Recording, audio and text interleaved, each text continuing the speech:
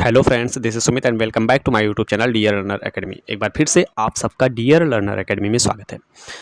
प्यारे साथियों, महाभारत सीरीज का जो एग्जामपुर के विवेक सर ने महाभारत सीरीज लॉन्च की थी, उससे संबंधित उसके चैप्टर के सॉल्यूशन से संबंधित हम डेली वीडियो लेकर आ रहे हैं। हर दिन कोई ना कोई चैप्टर हम यहाँ पर सॉल्व करा रहे हैं, तो आप लोगों की हमें अच्छा रिस्पॉन्स भी मिल रहा है। तो इसी को देखते हुए हम आज ये अपना अगला वीडियो लेकर आए हैं। आज का टॉपिक है पॉलिटी।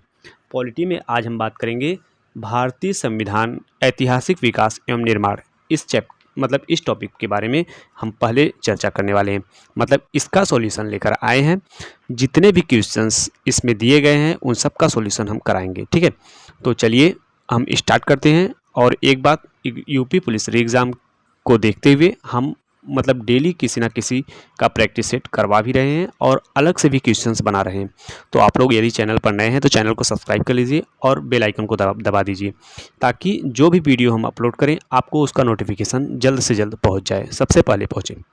तो चलिए बिना किसी देरी के हम स्टार्ट करते हैं।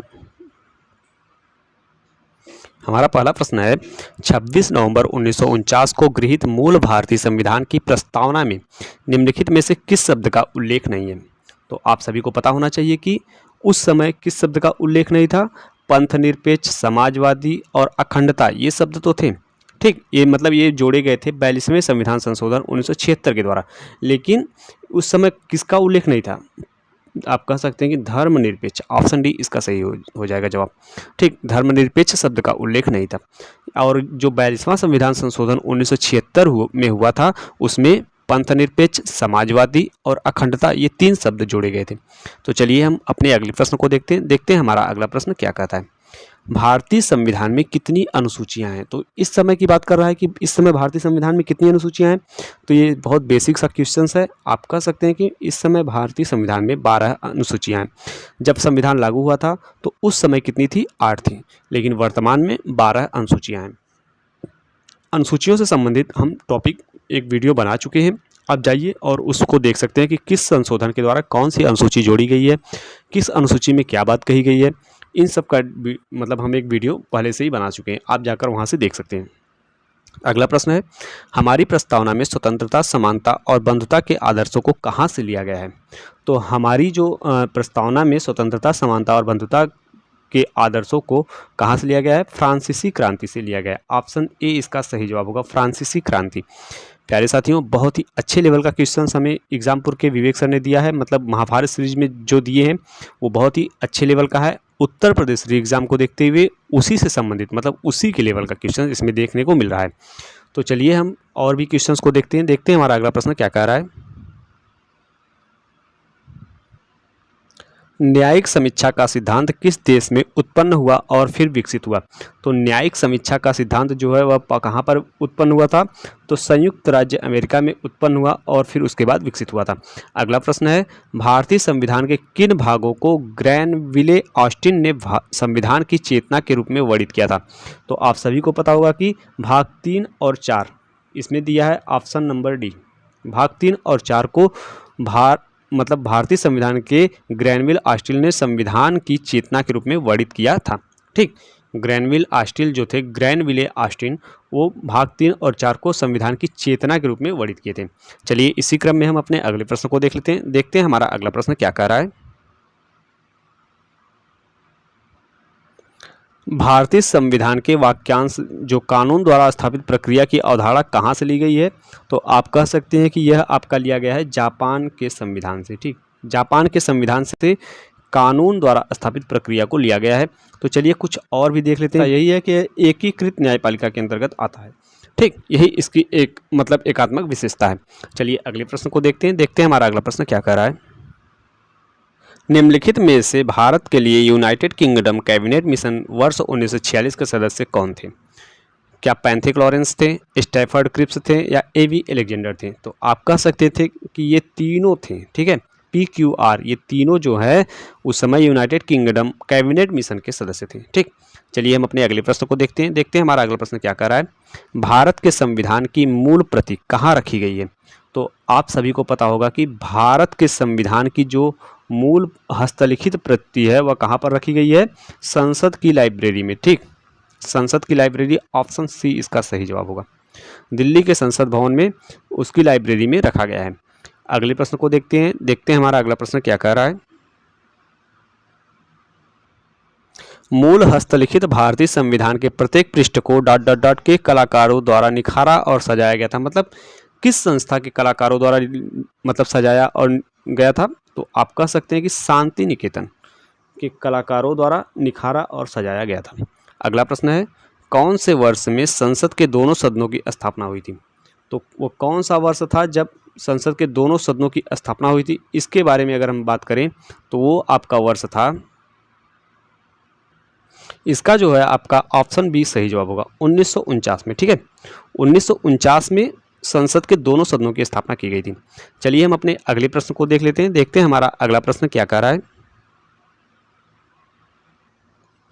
अगला प्रश्न दिया है, किसने गवर्नर जनरल और प्रदेशों के गवर्नरों को संवैधानिक प्रमुख का दर्जा दिया है?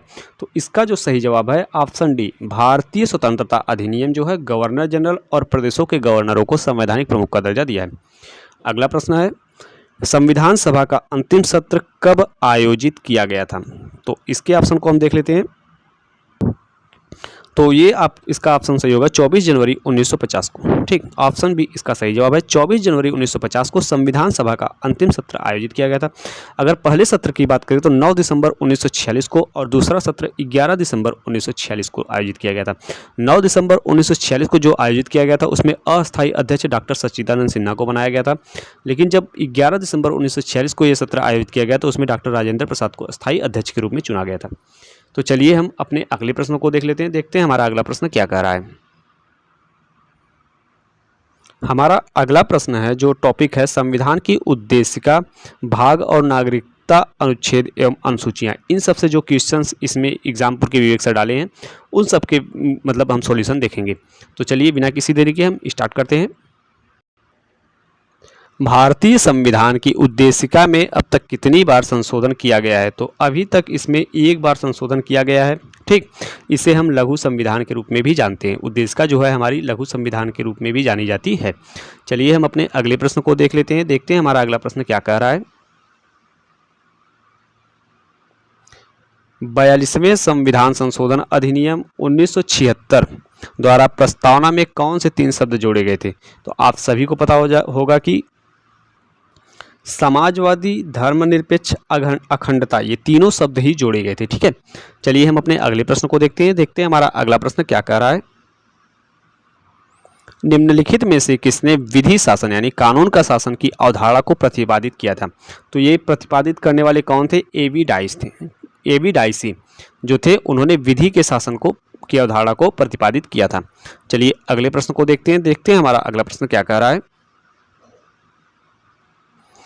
प्रस्तावना को संविधान की राजनीतिक कुंडली के रूप में किसने वर्णित किया था? तो इसका जो सही जवाब है वह है आपका ऑप्शन ए, के.एम. मुंशी ने संविधान की राजनीतिक कुंडली यानी प्रस्तावना को संविधान की राजनीतिक कुंडली के रूप में वर्णित किया था। चलिए अगले प्रश्न को देखते हैं हमारा अगला प्रश्न क्या कह रहा है।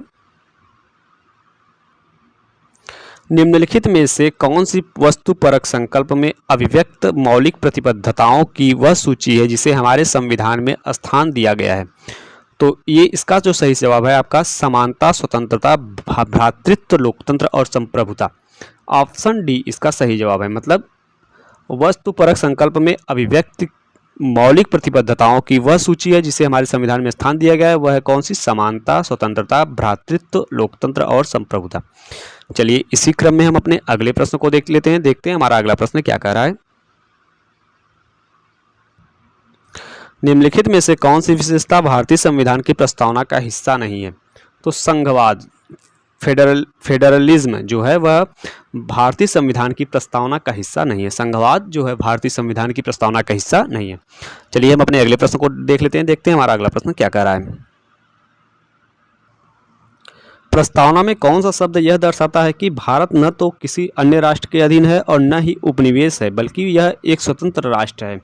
तो जो इसमें संप्रभु शब्द दिया गया है, प्रभुत्व संपन्न, यह दर्शाता है कि भारत न तो किसी अन्य राष्ट्र के अधीन है और न ही उपनिवेश है, बल्कि यह स्वतंत्र राष्ट्र है। जो गणतंत्र है यह दर्शाता है कि देश का प्रमुख निर्वाचित होगा, लोकतंत्र क्या दर्शाता है? सरकार या सरकार के प्रतिनिधि निर्वाचित होंगे। लेकिन संप्रभु दर्शाता है कि यह भारत किसी भी राष्ट्र के अधीन नहीं है, ठीक, यह स्वतंत्र है। चलिए हम अपने अगले प्रश्न को देख लेते हैं। देखते हैं हमारा अगला प्रश्न क्या कह रहा है। दिया गया है भारतीय संविधान में धर्मनिरपेक्ष शब्द किस वर्ष जोड़ा गया था? तो आप सभी को पता होगा कि 42वें संविधान संशोधन 1976 के द्वारा भारतीय संविधान में धर्मनिरपेक्ष शब्द जोड़ा गया था। चलिए हम अपने अगले प्रश्न को देख लेते हैं। देखते हैं हमारा अगला प्रश्न क्या कह रहा है। भारतीय संविधान के निम्नलिखित भागों में से कौन सा भाग केंद्र शासित प्रदेशों से संबंधित है? तो केंद्र शासित प्रदेशों से कौन सा संबंधित है? भाग 8, ठीक, ऑप्शन बी इसका सही जवाब है। भाग 4A जो है मूल कर्तव्य से संबंधित है। भाग 2 नागरिकता से संबंधित है। भाग 7 को निरसित कर दिया गया है, लेकिन भाग जो 8 है वह केंद्र शासित प्रदेशों से संबंधित है। चलिए हम अपने अगले प्रश्न को देख लेते हैं। देखते हैं हमारा अगला प्रश्न क्या कह रहा है। के.एम. मुंशी द्वारा निम्नलिखित में से किसे हमारे संप्रभु लोकतांत्रिक गणराज्य की कुंडली के रूप में परिभाषित किया गया था? तो आप कह सकते हैं कि उद्देशिका को के.एम. मुंशी द्वारा हमारे संप्रभु लोकतांत्रिक गणराज्य की कुंडली के रूप में परिभाषित किया गया था। चलिए हम अपने अगले प्रश्न को देख लेते हैं। देखते हैं हमारा अगला प्रश्न क्या कह रहा है।